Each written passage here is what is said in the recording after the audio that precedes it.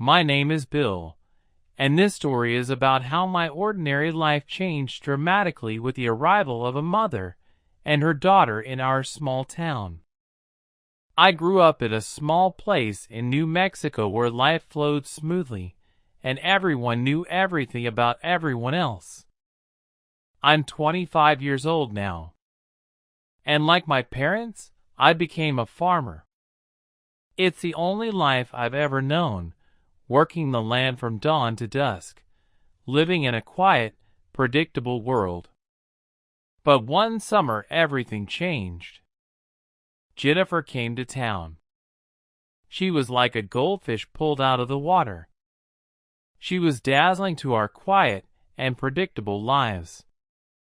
Jennifer's mother, Cindy, had lived here years ago before moving to the city, but after her divorce, she had brought Jennifer back to the old family home that had begun to fall apart over the years.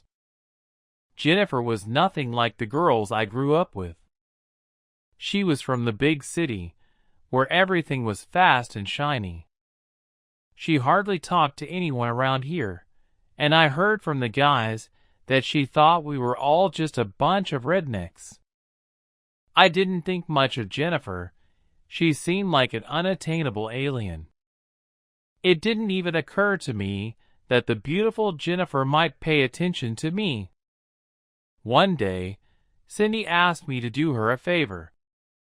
The porch at her house needed repair, and she needed someone to fix it. Since I had been handy with a hammer since I was a kid, and was the only one who could spare the time, I agreed to help. That's how I met Jennifer. At first, she hardly spoke to me, just watched me work with her arms crossed and a look of boredom on her face. But gradually, day by day, we struck up a conversation.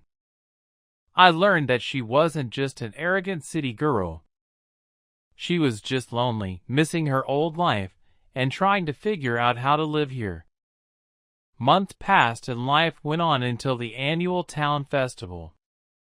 The whole town looked forward to it. It's a time when people relax, drink a little more than usual, and forget about their problems. That night, my eye was on Jennifer in the midst of the crowd. She was standing alone. She stood out in her city clothes. There was something new, something different about her. I don't know if it was the way the light fell on her, or the couple of beers I'd had, but something compelled me to approach her. We talked, laughed, and before the night was over, I offered her a ride home. We were a little tipsy, and I could feel Jennifer looking at me with curiosity. Something was going on between us. What had started as a simple ride home had become something more. That night, in the silence of my truck, we couldn't tear ourselves away from each other. It was reckless, but it felt right. After that night, we started seeing each other more often. Soon Jennifer told me she was pregnant.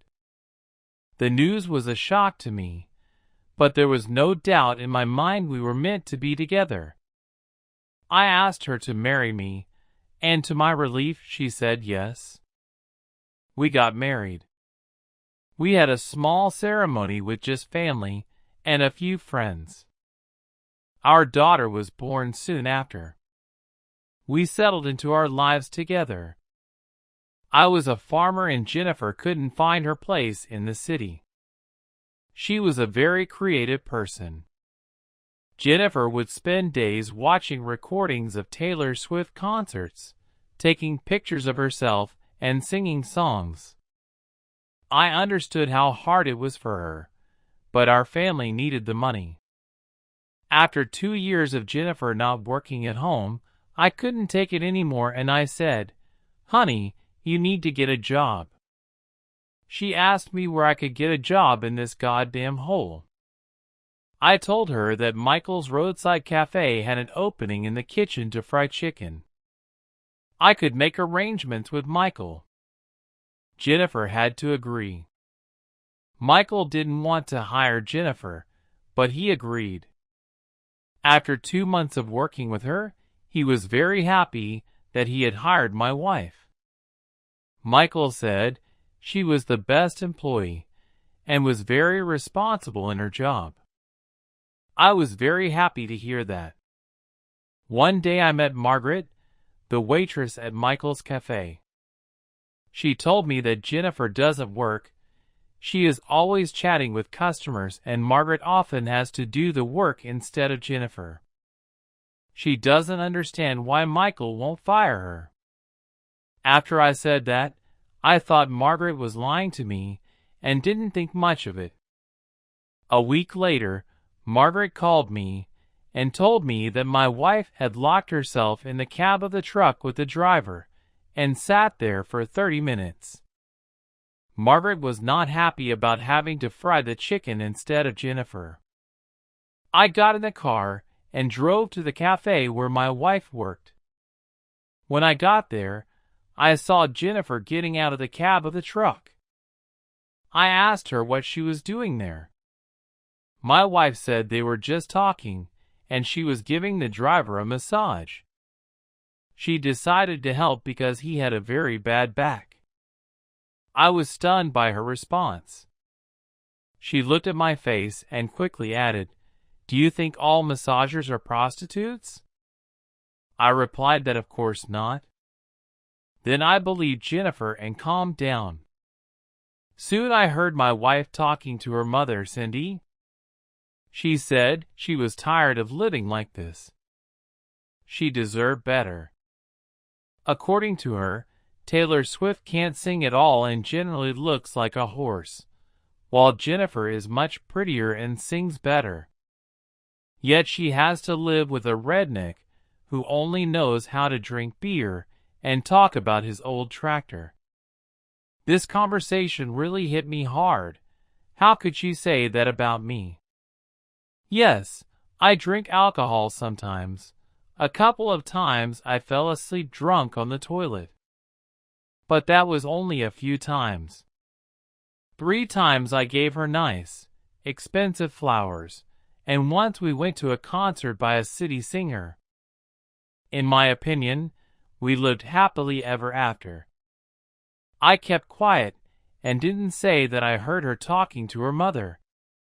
2 days later, Jennifer left without saying goodbye, leaving a note on the table.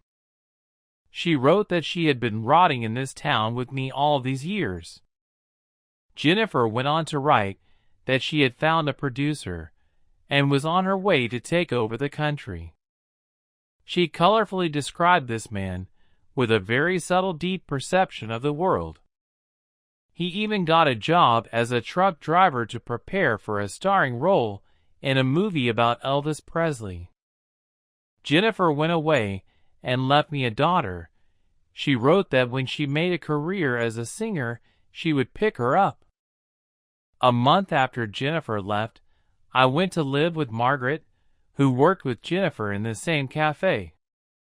She told me that my ex-wife had also cheated on me with my friend Michael. That's why he didn't kick her out of the cafe and praised her for doing a great job. That's when I realized what she was good at. 5 years passed. Jennifer returned to our town as a mother, with a baby in her arms. The producer, who turned out to be a simple truck driver, left her after 2 months.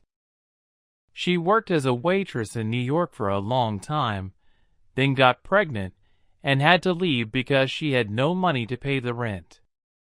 She did not know who the father was.